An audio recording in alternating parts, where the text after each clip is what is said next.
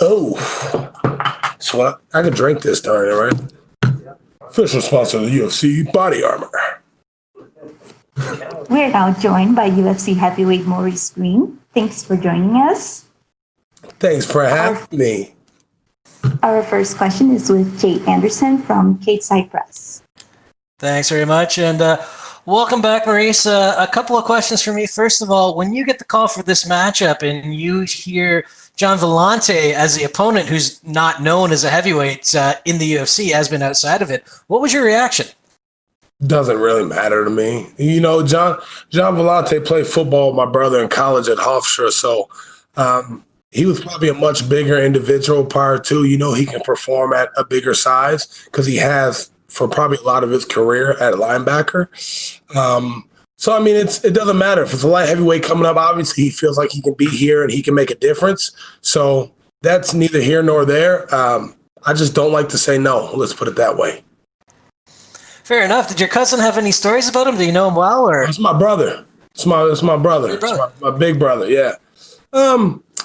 He did, but you know, this is a whole nother game. So Gian Villante is a cool dude. You know, I saw him yesterday. Happy, all smiles like I am. Seems like he deals with fight week like I do because this is just our job. You know, we're going to go in there and smash each other's face, and that's just our job. You know, and with a smile afterwards. Speaking of fight week, what has this one been like for you? Because I imagine it's pretty strange. You're a lot more restricted on what you can do. So how are you finding it? You know me, I'm a wild boy at heart. So this has been kind of good. You know, I stay in my room. You know, COVID free. That's the way to be, baby. So you know, it's easy not to go out because I know what the end game is. It's getting my hand raised and it's putting my family in a better place, and it's moving out to Albuquerque. So it's an easy choice for me to follow the rules and stay here and be able to fight, because if that COVID test comes back positive when I get tested again, I'm not fighting. So it's very simple. And last one for me, you had a lot of success when you first entered the UFC, 3 straight wins. Now on a bit of a slump. Have you changed anything up, made any adjustments, or is this a case of stay the course and trust in what got you here? You know, I switched camps, so instead of being at Factory X, I'm at Jackson Wink, and I'm actually moving out to Albuquerque to be there full time. No, it's just staying the course. You know, I'm learning on the biggest stage to learn on. You know, I don't have a lot of experience. I didn't grow up in combat sports experience. I started later in my career after I lost 100 pounds, and you know, I kind of just jumped into the sport. So, you know, I made it to the UFC very early, and, you know, I'm learning on the biggest stage, especially with Alexey Oleynik, right? That was my fight to lose, okay? And I lost the fight. Why? Because I made a bunch of mental errors because I was having too much fun.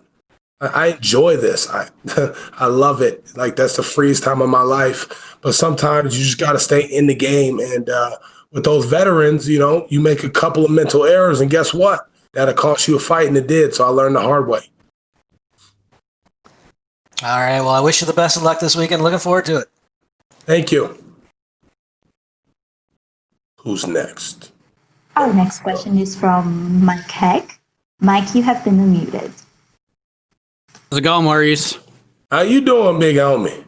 I'm doing great, man. You mentioned the Alexey Oleynik fight, and it didn't go your way. You said you made some mental errors, but I think in a way, a lot of people were impressed with your ability to scramble and get out of tough situations. Were you able to take any silver lining out of that fight at all? A lot.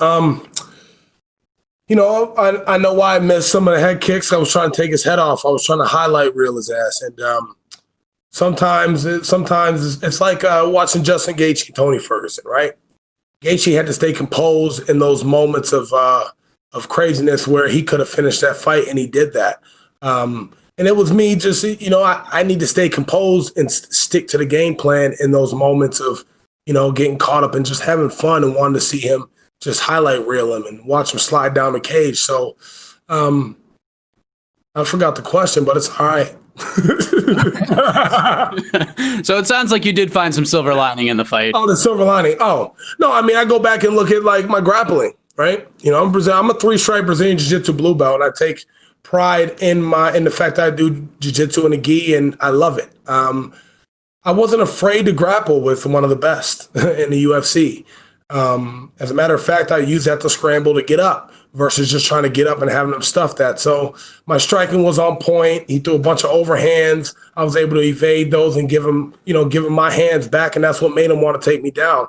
You look at him going to Fabricio, he used his hands, right? He wasn't able to bully me like that. So, but ultimately, he was a better man that night. He won, and my hat's off to Alexey, and I wish him all the best and success on this run he's making. So. I'm sorry if this is a redundant question. I know you've done a lot of media and you've probably been asked this before, but I haven't asked you yet. So why the move to Jackson Wink? What inspired that? I was at Factory X, and it was just not a good fit for me. It was just not a good fit. They got a great program. Mark Montoya is a world-class coach. They got world-class coaches, great training partners. I met cool people, but a couple things. I didn't really have heavyweights to work with there. And we just had a difference of opinion. So, when I took this fight, we decided I was going to stay home for this camp. And when Brock Larson, he left and he went to go work with Rocco because Rocco just fought Neil. I was like, shit, what am I going to do? I can't stay in Minnesota. Like, I could have done it myself, but sometimes you can't push yourself as hard as a coach or your training partners or somebody else is going to push you. So the wife wanted to get out of Minnesota and clear our head. We had a lot of family issues. And, Juan Adams made it possible, talked to Coach Wink, and we drove 24 hours straight with my kids and went there, and they accepted me with open arms and my whole family. And that week and a half I planned on staying there. I ended up staying there all the way up until literally the day before I flew out here. And, we're moving out there when I get back. So that's another reason why there's no going out and enjoying the strip that's kind of open because, I need to move my family so I can be a world champion. And Jackson Wink is the place that's going to make me that world champion. It's full of killers. So we got, 5, 6 heavyweights. You got some light heavyweights, and then you got the GOAT, the greatest of all time. So, and then you got two legendary coaches in the game. So how can you lose if you just follow the course and listen to the guidance from all those, great MMA minds. So what sort of changed in I wouldn't say like your overall style or anything, because it's hard to change everything in one short training camp, but what's changed in you? What have you learned at Jackson Wink that maybe you didn't learn at Factory X or anywhere else that's put you in this mindset to move there full time now? I learned a lot of things at Factory X, actually. I took a lot of valuable lessons from Factory X. I became a better person outside of the cage, a better man. I started, he had us reading books, but what would have changed? I guess you're going to have to wait to see Saturday night what would have changed. And then the last thing for me, it was sort of mentioned from the first gentleman, you're coming in on back-to-back losses. This is a huge fight for you, going in for new camp and all that stuff. You've said many times you want to be a world champion. You want to put yourself in position to take care of your family. Do you feel like your back's against the wall here, that this is a must-win fight for you? It's always a must-win fight. Your back's always against the wall. So I'm on a 2-fight skid. I'm still going to go out there and do my thing, win, lose, or draw. You're going to get the best crochet boss you've seen. And as you guys see my fights, you see I'm getting better and better and better and better. So, my thing is getting 1% better every day. We may get 50% better Saturday night, though.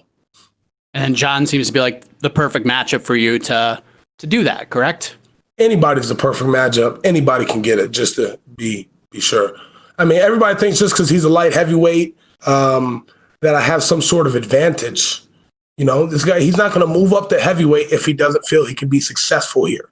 He's fought at heavyweight before, right? He just decided to move down to light heavyweight. I think I'm going to get the best Gian Villante we've seen yet. And if it's anything less than that, that's on him. That's not on me. All I can think about is the things that I can control. Well said, sir. Good chat with you. All the best on Saturday. Thank you so much. That's all we have for you today, Maurice. That's all you got for me? I'm appalled. Thank you so much, guys. I appreciate the time.